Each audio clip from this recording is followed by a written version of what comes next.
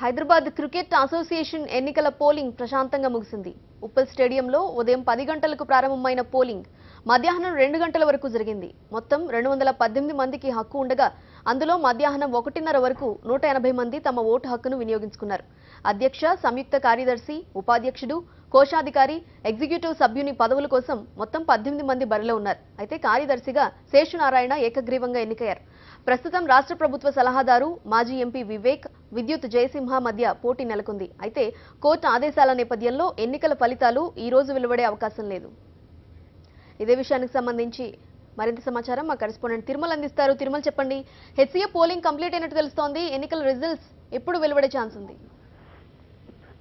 ఏదైతే హైదరాబాద్ లో గత కొంతకాలంగా వివాదాల నడమ కొనసాగుతున్నటువంటి హైదరాబాద్ క్రికెట్ అసోసియేషన్ కి ఈ రోజు ఉదయం 10 గంటల ప్రాంతంలో ఎన్నికలు ఓటింగ్ అనేది ప్రారంభమైంది. దీనికి సంబంధించి తెలంగాణ రాష్ట్ర ప్రభుత్వ సలహాదారుడు వివేక్ అధ్యక్ష పదవికి పోటీ పడుతుండగా హర్షద్ అరీఫ్ మరోపక్క హర్షద్ అరీఫ్ కి సంబంధించినటువంటి ఏదైతే ప్రస్తుతం ఉన్నటువంటి ప్యానల్ కి సంబంధించినటువంటి వ్యక్తి కూడా దీంట్లో ఉన్నారో అయితే వీరిద్దరు కూడా గతంలో ఏదైతే ప్రస్తుతం ఉన్నటువంటి ప్యానల్ హర్షద్ అయూబ్ ప్యానల్ కోర్టుకు కూడా వెళ్ళడం జరిగింది. ఈ ఎన్నికలు లోదా కమిటీకి వ్యతిరేకంగా ఈ ఎన్నికలు అనేది జరుగుతుంది. వీటిని నిలుపుదల చేయాలంటూ కూడా వీళ్ళు కింది అప్పర్ కోర్టుకు వెళ్ళడం జరిగింది. అయితే అప్పటికే కింది కోర్టు ఇచ్చినటువంటి తీర్పు మేరకు ఎలక్షన్లు నిర్వహించాలి, కానీ ఫలితాలు ఉత్తర్వులు వచ్చే వరకు ఆ కోర్టు పర్యవేక్షణలోనే ఆ ఓటింగ్ సంబంధించినటువంటి బ్యాలెట్ పత్రాలు ఉంటాయని కూడా కోర్టు ఒక స్పష్టమైనటువంటి ఆదేశాలు ఇవ్వడం జరిగింది.